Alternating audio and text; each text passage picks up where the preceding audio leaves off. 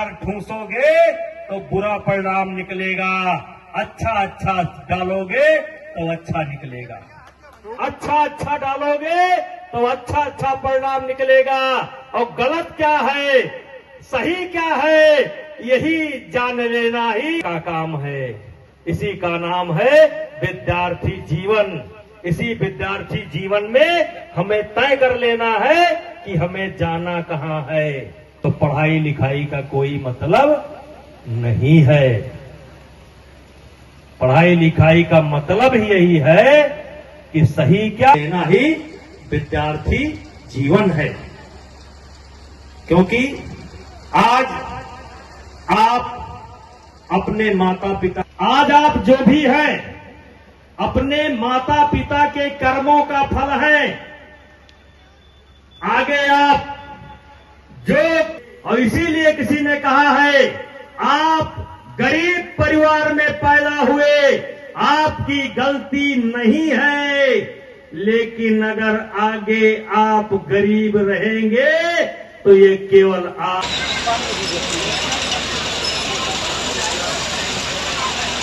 हो गया थोड़ा सा कुर्सी ठीक बेटा, थैंक यू। इधर से गोंडा विद्यालय का नाम लिया जा रहा है, उसकी छात्र और छात्राओं दोनों के लिए है ये सूचना। लड़के आगे चढ़ो उस बच्चे के। हाँ, समझौता गमों से कर ले, जिंदगी में गम भी मिलते हैं। अब ऐसे गीत सुनना चाहिए। तो मैं कह रहा था कि विपरीत परिस्थिति की तरफ बोल ले। बसपा जब भी रैली करती है तो उनकी रैली ऐसे ही होती है। उनके कुछ समर्पित कार्यकर्ता हैं, उनके पास कैडर है, उनके पास संगठन है, और वो अगर चाहेंगी तो इससे बड़ी भी रैली कर सकती है। और इस रैली को लेकर के किसी को परेशान होने की जरूरत नहीं है। कोई असर है इस रैली का कोई असर? इस रैली का असर तो भारतीय जनता पार्टी पर कुछ नहीं है, लेकिन जो कयास लगाया जा रहा था कि मायावती के मतदाता कहीं इधर उधर जा सकते हैं, इस रैली से उस पर विराम लग गया है। जिस तरीके से योगी की तारीफ की मंच से, नहीं, ये गलत अर्थ निकाला जा है। ये स्मारक जब मायावती जी का शासन था तो उन्होंने बनाया था। एक व्यवस्था उन्होंने दी थी कि इससे जो टिकट से जो आय होगी वो इसी के देख रेख पर खर्च होगा।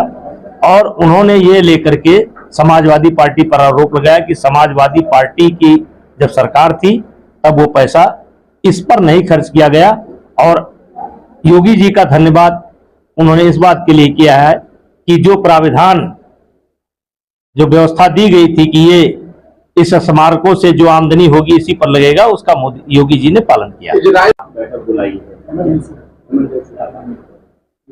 ऐसी कोई सूचना हमारे पास नहीं है, और चुनाव का समय है, बैठकें होती रहती हैं, हर दल की बैठक होती है, सीटों को लेकर के थोड़ा बहुत होता है, लेकिन अंतोगत्वा एनडीए में कोई झगड़ा नहीं है।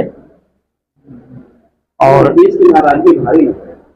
नहीं, ऐसी कोई बात नहीं है, कोई नाराजगी नहीं है, सारे मसले हल हो चुके हैं, सारे मसले हल हो जाएंगे। अभी आप ये भी प्रयास लगा रही कि कोई पार्टी ना माने। ये आपकी सूचना गलत है, ये आपकी सूचना गलत है, या ये व्हाट्सएप और मीडिया का, व्हाट्सएप मीडिया, हाँ, सोशल मीडिया का कमाल है। ऐसा कोई समाचार हमारे पास वैसे ने वहाँ पे थर्ड फ्रंट का गठन किया है, कितना फर्क पड़ेगा बिहार?